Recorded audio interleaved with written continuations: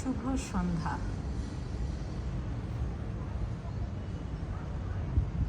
যেহেতু কোনো চাঞ্চল্য নাই, কোনো আওয়াজ নাই, বোমাবাজি, অশান্তি কোনোটাই নাই, স্রেফ আকাশ ভর্তি মেঘ, ঘুরে ঘুরে দেখ।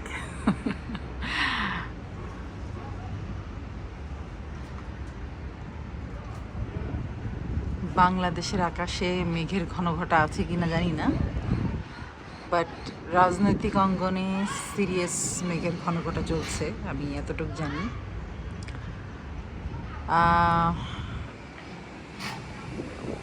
ভিডিও করতে আসলাম কারণ হচ্ছে একটা বিষয় আমার মনে হয় একটু কথা বলা দরকার। 12 তারিখে ভোট, একটা অসাংবিধানিক বিষয় হতে চলেছে। না, এটার জন্য আবার ভাবেন না যে আমি আওয়ামী লীগ করি, এটা কোনো লীগ ফিগের বিষয় না। যেটা অসাংবিধানিক ওইটা অসাংবিধানিকই। আমি বাংলাদেশের মানুষ, 1971কে কখনোই মুছে ফেলা যাবে না, এবং সংবিধান ছাড়া আমার দেশ চলবে না। এটাই হলো গিয়ে আসল কথা। যারা এটাকে বাদ দিয়ে নিয়মকানুন বহির্ভূত কাজ করতেছে তাদের আন্ডারে কোনো ভোট হয় না। যাই হোক, আমাদের দেশে এখন একটা ভোটের নাটক চলতেছে। আবার দেখলাম ইতিমধ্যে একটা নাটক চালু করছে, ভোট যাতে না হয়, তাহলে ওই যে টুপিদারিওয়ালারা আর কি দখলটা রাখতে পারে আরও কিছুদিন, এই আর কি। রাখতে পারবে না, অতদিন তো রাখা সম্ভব না। বাঙালি হলো এমন জাতি, কখন ফ্লিপ করে তার কোনো হিসাব নাই। তো যখন ফ্লিপ করবে চাপকায়া পাছার চামড়া সবার উঠে ফেলাবে, এই টুপিদারি তখন তাইনাদারি ছিঁড়বে। তো সেই দিনের অপেক্ষা যদি তারা করতে চায় করতে পারে, নো প্রবলেম। সো বিষয় হইল গিয়া, আমি একটা ভিডিও দেখলাম, বোধহয় কী জানি একটা ইনকিলাব মঞ্চ না সামথিং, কী জানি, ওই যে একটা ছ্যামরা মরছে, মানে ওরা নিজেরাই আর কি নিজেদের গুলি করে মারছে, হাদিনা ফাদি।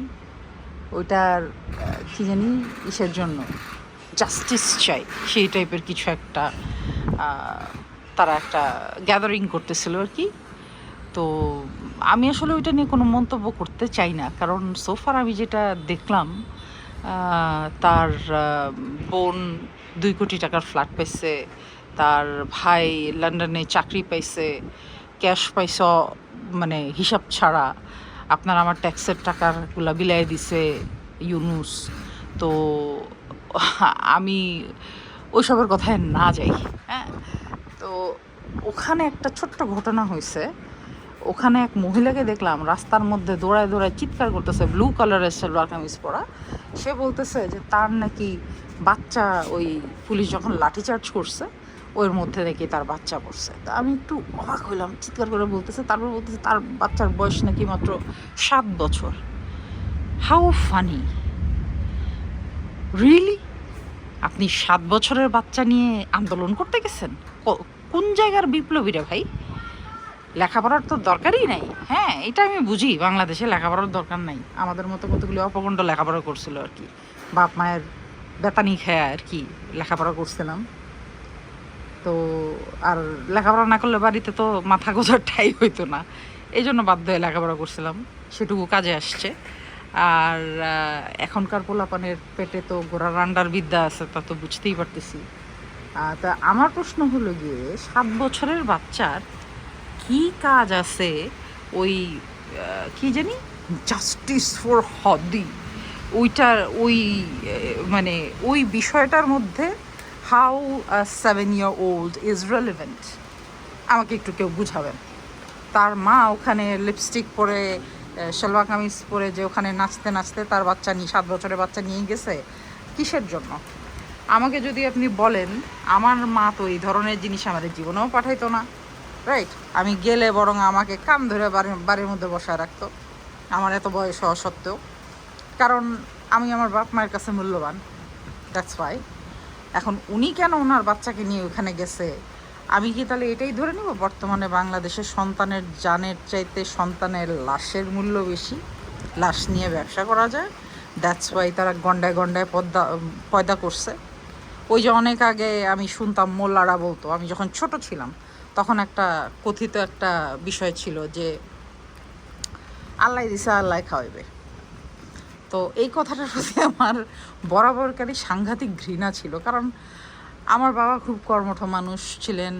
মানে আমার বাবা খুব কর্মঠ মানুষ, এখন তো বয়স হয়ে গেছে, কাজ ছেড়ে দিয়েছেন। আমার দাদা খুব কর্মঠ মানুষ ছিলেন। আমি নিজে অত্যন্ত হার্ডওয়ার্কিং মানুষ।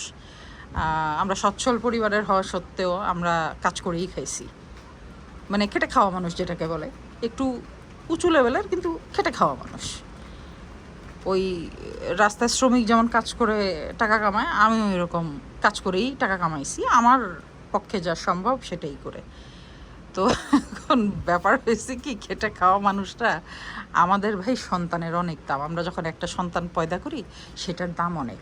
আমার একটা সন্তান আছে, আমি ওটাকে বাইরে পাঠাইছি নিরাপত্তার খাতিরে।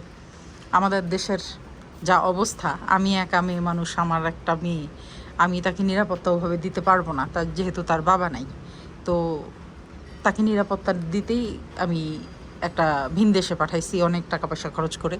তো যাই হোক, এখন সেটার যদি সুফল বয়ে আসে তো ভালো। কিন্তু আমি এটা বুঝলাম না, আমার মনে আছে আমার 7 বছরের মেয়ে যখন ছিল, আমি কিভাবে আমি কাজ করতাম, কিন্তু তারপরও আমার আত্মারাম খাঁচা ছাড়া হয়ে যেত। আমার মেয়ে যখন ওই একটু বারান্দায় গেছে, বা একটু খেলতে গেছে, বা একটু স্কুল থেকে আসতে লেট হয়েছে, এগুলো দিলে আমার ভিতরটা ছ্যাদ করে উঠতো। উনি একটা জলযন্ত্র বিপ্লবের মধ্যে, বিপ্লব না, আই ওয়ন্ট সে বিপ্লব, আমি বলবো একটা গ্যাদারিংয়ের মধ্যে, তাও আবার কি জঙ্গি গ্যাদারিং। ওই জঙ্গি গ্যাদারিং যেখানে বুলেট ফুলেট চলে, বোমা টোমা মারে, লাঠিচার্জ হয়, সেখানে উনি ওনার 7 বছরের বাচ্চাকে নিয়ে গেছে কেন? লাশের দাম বেশি, 2 কোটি টাকার ফ্ল্যাট পাওয়া যায় সেজন্য? আমি তো এখন এটাই বুঝবো। আপনারা কেউ ট্যাক্স দিয়েন না, বুঝছেন? তাহলে আপনাদের টাকাগুলি এইভাবে খরচ হবে। ট্যাক্স দিয়েন না, কারণ আপনার টাকায় অন্য আপনি খাইতে পড়তে পারবেন না। আপনার ব্যাংকের টাকা কি বলবে, কমতে কমতে তলানিতে এসে পৌঁছাবে। আর আপনার টাকা দিয়ে ওই সমস্ত হাদি ফাদি কাদি, এদের বাপ মা ভাই বোন যারা আছে সবাই আলহামদুলিল্লাহ বলে তারা নতুন ফ্ল্যাটে উঠবে, গুলশানের ফ্ল্যাটে উঠবে, তারা তাদের চাকরি হবে ইউকেতে, আপনার ভিসা হবে না কিন্তু তাদের ভিসা হয়ে যাবে, তারা দূতাবাসে চাকরি পাবে, আপনি দেশে একটা খটোমটো একটা প্রাইভেট কোম্পানিতে চাকরি করে খেটে খেটে খেটে আপনি আধামরা হয়ে যাবেন। কেন ট্যাক্স দিবেন? কেন ট্যাক্স দিবেন ভাই, কেন দিবেন? আমি তো আমার ট্যাক্সের মানে কি বলবো, এখন মুখটা খারাপ হবে, আমি মুখ খারাপ করতে চাচ্ছি না, ভালো বংশের মেয়ে তাই কি বলবো আর। যাই হোক, জাস্ট স্মরণ করাই দিলাম। আপনারা যারা সন্তানকে মূল্যবান মনে করেন, এই সমস্ত আজে বাজে জিনিসে সন্তানকে একদম যেতে দেবেন না। যত্ন নেন সন্তানের, ওটাকে এমনভাবে বড় করেন যে আমরা যেভাবে বড় হয়েছি সেভাবে। দ্যাট মিনস আমরা যারা 80-র দশকে বা তার আগে যারা জন্ম হয়েছি ওই ওইভাবে বড় করেন। এরপরের দিকে যা হয়েছে ওগুলার মতো করে বড় করেন না। ট্রাস্ট মি, আপনার পকেট, আপনার পরিশ্রম, আপনার এনার্জি সব ওই ড্রেনে যাবে। এটা রাজনৈতিক আলাপ ছিল না, এটা একটা কনসার্ন ছিল।